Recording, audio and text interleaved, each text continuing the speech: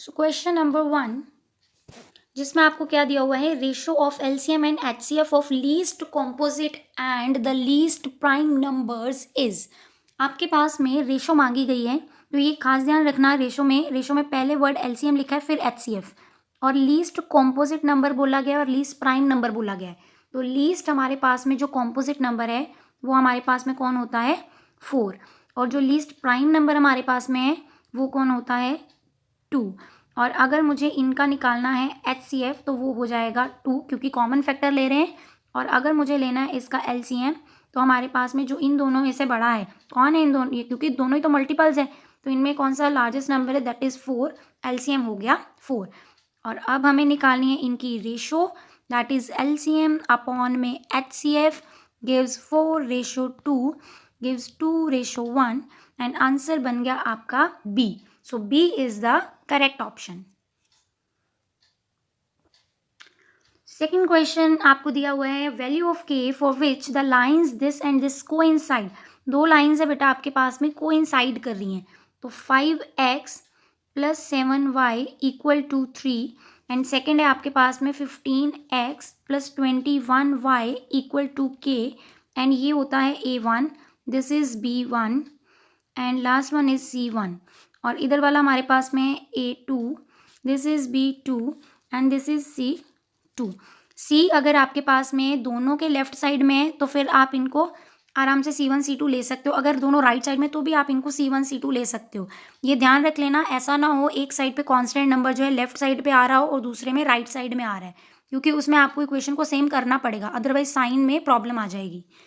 तो यहाँ से जो कोइंसाइड सॉल्यूशन होते हैं, कोइंसाइड का मतलब है हमारे पास में इनफाइनाइट सॉल्यूशन, लाइन के ऊपर लाइन बन रही है, तो ऐसे की प्रॉपर्टी होती है A1/A2, B1/B2, C1/C2।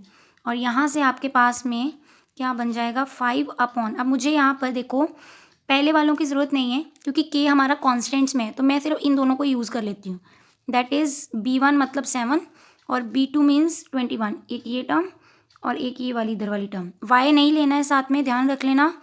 21 = 3/k और यहाँ से आपके पास में k इस साइड चला जाएगा, 7 1 ज़ा 7 देन 3 और 3 इस साइड में चला जाएगा, तो k आपके पास में कितना आ गया है, 9। तो 9 is the correct answer, that is A is the correct option. Question number 3 करते हैं। क्वेश्चन नंबर 3 में गर्ल्स 200 किलोमीटर वॉक कर रही है ईस्ट में एंड देन नॉर्थ में टर्न कर जाती है, तो डिस्टेंस आपका निकालना है गर्ल का स्टार्टिंग पॉइंट से। ओके, डायरेक्शंस आपको पता होनी चाहिए, east, west, north, south, I hope पता भी है आपको। और ईस्ट आपके पास में यहाँ पर 200 किलोमीटर चल रही है, यहाँ लड़की खड़ी थी, ठीक है, यहाँ से मूव करी इस साइड में 200 और फिर टर्न कर गई यूँ नॉर्थ साइड में, इधर कितना चली है, 150। स्टार्टिंग पॉइंट से डिस्टेंस निकालने का मतलब है यहाँ से इधर निकालना, तो आपको ये विजिबल हो गया। यहाँ पर क्या लग सकती है, पाइथागोरस थ्योरम, है ना। ये बन गया आपके पास में परपेंडिकुलर, यहाँ पे हमारे पास में है 150 और जो बेस है हमारे पास में आ रहा है 200 और ये निकल के आ गया हमारा hypotenuse.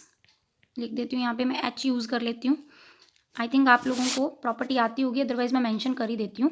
Hypotenuse square is equal to perpendicular square plus base square, और अगर इनके स्क्वायर्स नहीं चाहिए तो हमारे पास में फॉर्मूला डेवलप हो जाता है हाइपोटेन्यूज रूट में परपेंडिकुलर स्क्वायर और बेस स्क्वायर। ये आपके पास में प्रॉपर्टी रहती है, याद रख लेना, बहुत ही इंपॉर्टेंट है ये वाली। और यहाँ से जब हमने सॉल्व किया आपके पास में 150 दैट मीन्स 225 पीछे और इधर से आ जाएगा 40000 और ये टोटल बन जाएगा आपके पास में कितना, 625 पीछे 00 और आंसर बच्चे इसका स्क्वायर रूट होता है 250, तो ये है आपका आंसर 250। तो B is the correct option, B answer हो गया। क्वेश्चन नंबर 4 करते हैं। क्वेश्चन नंबर 4 में है, length of the diagonals of a rhombus are 24 centimetre and 32 centimetre. Length आपको डायगनल्स की दी है, वो भी रोम्बस है, और लेंथ अल्टीट्यूड की मांग रहा है। अच्छा, और यहाँ पे देखो ज़रा आप लोग, अल्टीट्यूड अगर हमें निकालना है रोम्बस का, चलो रोम्बस बनाती हूँ पहले तो मैं। रोम्बस की अगर आप ध्यान से कभी फिगर देखो, थोड़ी सी टेढ़ी होती है ना, पैलोग्राम की तरह, यूं ऐसे करके थोड़ी सी। ये बन गया मेरा रोम्बस। और यहाँ से मैं अल्टीट्यूड ऐसे ये ड्रॉ करूँगी, मुझे ये निकालना है। लेकिन मुझे सबसे पहले गिवन क्या है, डायगोनल्स गिवन है। तो मैं एक और ज़रा फिगर ड्रॉ करती हूँ इसकी। अलग अलग रहेंगी तो आपको थोड़ा सा ईजी रहेगा कि क्वेश्चन कैसे निकल रहा है। अब इसमें से डायगोनल्स ये रहा और एक डायगोनल ये रहा, और आपको पता है डायगोनल इक्वल रहते हैं, इधर वाला और इधर वाला डायगोनल मीन्स इनके बाइसेक्ट हो जाते हैं तो हाफ हाफ इक्वल हो जाते हैं। ये वाला आधा हिस्सा इसके बराबर रहेगा, इसी तरह हाफ ये वाला ये आपस में इसके इक्वल रहेगा, ठीक है। और मुझे अब इसको निकालना कैसे, सबसे पहले तो मैं अगर बात करती हूँ अल्टीट्यूड, तो इसके अकॉर्डिंग मेरा जो एरिया रहता है उसका फॉर्मूला हो जाएगा बेस मल्टीप्लाई हाइट, है ना, बेस मल्टीप्लाई हाइट। पैलोग्राम की तरह ही इसका भी फॉर्मूला लग रहा है। और दूसरा अगर मैं बोलूँ कि रोम्बस का फॉर्मूला वो भी मुझे आता है, that is half into diagonal 1 multiply diagonal 2। अब यहाँ पर प्रॉब्लम एक ये आ रही है, मेरे पास में डायगनल्स तो दोनों हैं 24 एंड 32, बट मेरे पास में बेस नहीं है, मतलब मेरे पास में साइड नहीं है। लेकिन मुझे पता है कि जो रोम्बस के डायगनल्स होते हैं वो 90 पे बाइसेक्ट करते हैं। इट मीन्स यहाँ पर पाइथागोरस यूज़ हो सकती है। तो मुझे पहले इनकी साइड निकालनी पड़ेगी। कोई सा भी एक ट्राइंगल ले लो, उसके लिए क्या करेंगे हम, पहले तो इन डायगनल्स को आधा आधा करो, दैट मीन्स 24 हो जाएगा 12, एक साइड हो गई ये 12, और दूसरा जो है आपके पास में 32 है तो उसका भी आधा लेना पड़ेगा, दैट इज़ ये बन गया आपका 16। ये दो नंबर आपके आ गए हैं। और पाइथागोरस अगर यूज़ करें हम तो हमारे पास में क्या बन जाएगा, साइड जो है इसकी मतलब बेस की जगह मैं डायरेक्ट भरूँगी, ये बन जाएगा परपेंडिकुलर स्क्वायर और बेस स्क्वायर, इसका करना है स्क्वायर रूट। आपके पास में निकलेगी यहाँ से साइड, है ना, ये बन गया 256 144 एंड ये आ गया आपके पास में स्क्वायर रूट, ये बन गया 400 एंड यहाँ से साइड आ गई आपकी 20। तो लो जी, ये आपके पास में 20 निकल के आ गई है साइड। मैं यहाँ लिख लेती हूँ अब, दिस इज़ 20, बेस हो गया 20। अब निकालना क्या है, हाइट निकालनी है ना। इसको हम इरेज कर लेते हैं ज़रा।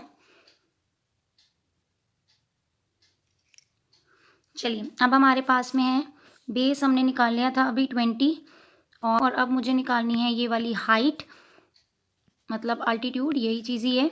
और हाफ D1 मेरे पास में है 24 एंड 32 है D2, और 20 बच्चे उधर मल्टीप्लाई है तो इस साइड में डिवाइड हो जाएगा, दैट इज़ हाइट। यहाँ पर आ गई, इसको कट कर लेते हैं, 4 8 का हो जाएगा ये, और 4 5 का, और यहाँ से जब आप मल्टीप्लाई करोगे पहले कट हो जाएगा ये 2 एंड यहाँ आ जाएगा 12, और 12 8 का हो जाता है आपके पास में 96/5, और आंसर बन गया आपके पास कितना, यहाँ से 5 1 ज़ा एंड देन 5 9 ज़ा एंड 0.2, ये है आपका आंसर। तो लीजिए डी ऑप्शन आपका करेक्ट हो गया। ये थोड़ा सा लेंथी था, टिपिकल था थोड़ा सा, बट कोई बात नहीं, अगर आपकी कैलकुलेशन अच्छी है, आपको फॉर्मूलाज आते हैं तो आप बहुत जल्दी कर लोगे। क्वेश्चन नंबर 5 की तरफ चलते हैं। तो क्वेश्चन नंबर 5 में है, two fair coins are tossed, what is probability of getting at most one head. अब सबसे पहले तो दो कॉइन की बात हो रही है, तो मैं पहले इसकी सैम्पल स्पेस लिखती हूँ। या तो दोनों हेड आ सकते हैं, या दोनों टेल आ सकती हैं, या एक हेड और टेल, या फिर पहले हेड आ जाएगा बाद में टेल। अब मोस्ट में बोला है, मतलब एट मोस्ट, मतलब ज़्यादा से ज़्यादा एक हेड चाहिए, तो दो हेड नहीं चाहिए। कम हो सकते हैं बट ज़्यादा नहीं हो सकते वन से। इट मीन्स एक हेड चाहिए, एक हेड चाहिए, कोई नहीं भी होगा तो भी चलेगा, बट डबल हेड नहीं चाहिए। तो टोटल मेरे पास में अगर मैं प्रोबेबिलिटी निकालूँ इसकी, तो 4 टोटल आउटकम थी, और मेरे पास में यहाँ पर 3 है जो फेवरेबल है। तो आंसर 3/4 हो गया, that means A is the correct option. Question number 6 करते हैं, जिसमें आपको दो ट्राइंगल्स सिमिलर दिए हैं, AM और PN, अल्टीट्यूड्स दिए हुए हैं आपको, और वो भी ABC और PQR का। ओके, तो पहले तो मैं ये काम ही कर लेती हूँ, ABC AB और C, इसमें M है, और दूसरा मेरे पास में है PQR। ये बिना फिगर के भी हो सकता है, लेकिन मैं आपको थोड़ा सा दिखाना चाहती हूँ, इसलिए देखो कैसे हो सकता है बिना फिगर के। आपके पास में जो जो गिवन है पहले वो देखो, यहाँ स्क्वायर दिया हुआ है साइड्स का, है ना, A B ratio P Q square. तो चलो यहाँ से अगर आपको याद आ जाए कि अगर कभी दो ट्राइंगल सिमिलर रहती हैं तो उनके जो एरियाज होते हैं, ट्राइंगल ए बी सी का एरिया और यहाँ पे इनकी हमारे पास में पी क्यू आर का एरिया, इनकी जो रेशो रहती है वो इनकी कॉरस्पॉन्डिंग साइड के स्क्वायर के इक्वल होती है। साथ में इनके अगर मीडियन अल्टीट्यूड्स आते हैं तो उनके भी स्क्वायर के इक्वल होती है। तो यहाँ से मेरे पास में कुछ ऐसी प्रॉपर्टी आपको दिख जाएगी कि बनती हुई A B upon P Q का होल स्क्वायर, साथ में यहाँ पे A M upon P N का होल स्क्वायर।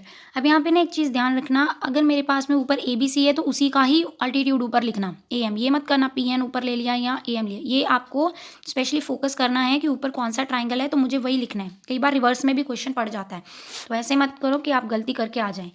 तो ये वाली प्रॉपर्टी तो हमारी है। आपको बेटा ये वाला पोर्शन गिवन है, मतलब आपको स्क्वायर ही गिवन है। दैट मीन्स आपको 4/9 ये ऑलरेडी गिवन है। आपको ये वाली form A M upon P N का बिना स्केयर के काम निकालना है ना। ए एम ये वाला बिना स्केयर के निकालना है, मतलब ये अगर स्केयर यहाँ नहीं होगा तो कहाँ होगा, इसके ऊपर स्केयर रूट हो जाएगा।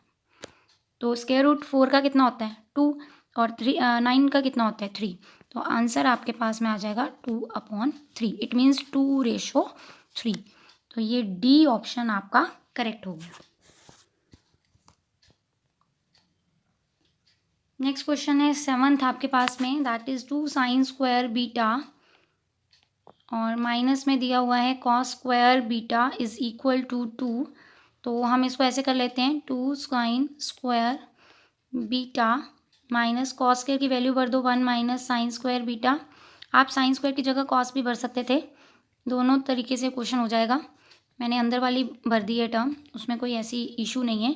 -1, अब यहाँ ध्यान रखना माइनस और माइनस प्लस हो रहे हैं, तो यहाँ पे plus sine square beta equal to 2 and यहाँ से ये 2 साइन स्क्वायर बीटा और साइन स्क्वायर बीटा हो गए 3 साइन स्क्वायर बीटा एंड -1 उस साइड में जाएगा तो ये हो जाएगा 3 और यहाँ से आपके पास में आ जाएगा sine square beta is equal to 3/3, क्योंकि मल्टीप्लाई है तो उधर जाकर डिवाइड होगा 1 और साइन 1 कहाँ होता है 90 डिग्री पे। इट मीन्स मेरा बीटा कितना हो गया 90 डिग्री। ये एंगल पे चेक करना है कि कहाँ होता है, ये 90 पे होता है।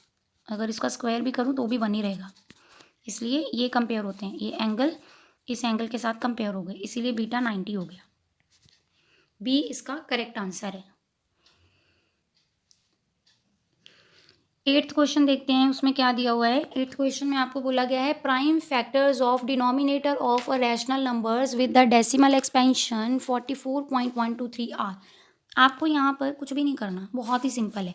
प्राइम फैक्टर पूछ रहा है, वो भी किसके रैशनल नंबर के, और दिख कैसा रहा है ये टर्मिनेटिंग टाइप का। तो टर्मिनेटिंग के लिए एक ही तो प्रॉपर्टी होती है कि जो उसका डिनोमिनेटर होता है, जो भी उसका डिनोमिनेटर होता है, अभी पीछे बताया था मैंने डिनोमिनेटर जो आपका बेसिक वाला था उसमें भी मैंने बताया था कि जो डिनोमिनेटर है वो 2 या 5 इनका ही हमारे पास में कुछ मल्टीपल होना चाहिए। तो सिंपल है, प्राइम फैक्टर कौन से आ गए 2 और 5, तो सी इसका आपका करेक्ट ऑप्शन हो गया।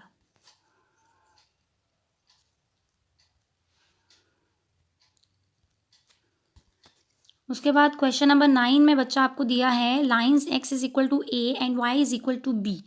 तो हमारे पास में अगेन मैं बोलूँगी ऐसे क्वेश्चन में ग्राफ बना लीजिएगा। यहाँ x है, x डैश है, इधर y है, इधर y डैश है और आपके पास में x a है। मतलब अगर आप इसको कहीं a 1 2 3 कुछ भी हो सकता है, तो लाइन ऐसे इधर को बनेगी, है ना। और अगर y b है मतलब 1 2 कुछ भी है तो ये लाइन ऐसे बनेगी। तो कहीं ना कहीं ये इंटरसेक्ट कर रही हैं, है ना। These lines are intersecting at 1 point. तो इंटरसेक्ट कर रही हैं एट 1 पॉइंट। तो इंटरसेक्ट करने वाले कौन होते हैं, यूनिक सॉल्यूशन होते हैं, है ना। और यहाँ पर इंटरसेक्टिंग वर्ड ही लिखा हुआ है, तो मीन्स ए आपका करेक्ट ऑप्शन हो गया। लास्ट क्वेश्चन करते हैं आज के लेसन का, जिसमें आपको क्या दिया हुआ है, डिस्टेंस निकालना है पॉइंट इसका फ्रॉम ओरिजिन। तो आपके पास में सिंपल फॉर्मूला होता है ना डिस्टेंस का, जब भी ओरिजिन से निकालते हैं, जो भी आपके पास में एक्स स्क्वायर और वाई स्क्वायर, क्योंकि मेन जो फॉर्मूला होता है वो x2 माइनस x1 का होल स्क्वायर होता है। लेकिन अगर ओरिजिन ही आ गया तो हमारे पास में सिंपल जो x और y की टर्म आपको ये a में गिवन है ना, ये नंबर, इन्हीं के नंबर्स का जस्ट स्क्वायर करके तो उसका स्क्वायर रूट कर दो, कुछ नहीं करना। और तो ये बन जाएगा आपके पास में 25 + 36 और ये बन गया आपके पास में √61। ये आपका आंसर है, ये आपका डी ऑप्शन करेक्ट हो गया। कल मैं मिलूँगी आपको नए क्वेश्चंस के साथ में आगे 11 to 20 तक।